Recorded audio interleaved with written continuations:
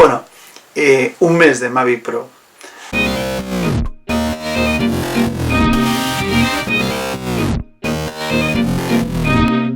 Simplemente hacer un vídeo resumen de lo que ha sido este mes con él, con lo que he podido, y algunas conclusiones. La portabilidad es una pasada, la cámara está muy bien, pero es muy delicada, hay que vigilar mucho, porque en cualquier aterrizaje, si no lo haces correctamente o lo aterrizas en la mano, puedes lastimarlo. Entonces yo creo que es el punto más flaco que tiene, es la ubicación de la cámara. Las imágenes son buenas, has de vigilar, no todas las imágenes son válidas, porque a veces si lo grabas con automático, pues o lo grabas en manual, si no vigilas, las imágenes quedan quemadas, etcétera, etcétera. Entonces vas aprendiendo. Aconsejo cuando vayas a pensar las tomas que vas a hacer, como si se tratara de una película, e intentar pensar antes de ponerse a volar el dron. Básicamente los dos problemas que he tenido han sido: uno, tuve una vez un problema con el gimbal, un par de veces con el gimbal, que empezó a hacer el loco. No entiendo muy bien ni sé exactamente por qué.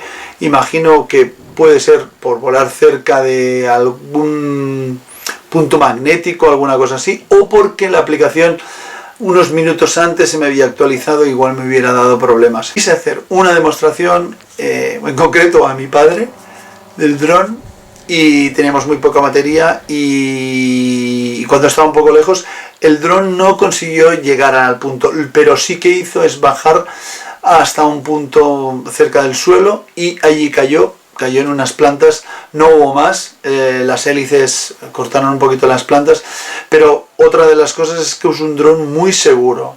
Todas las veces del return to home ha vuelto a casa.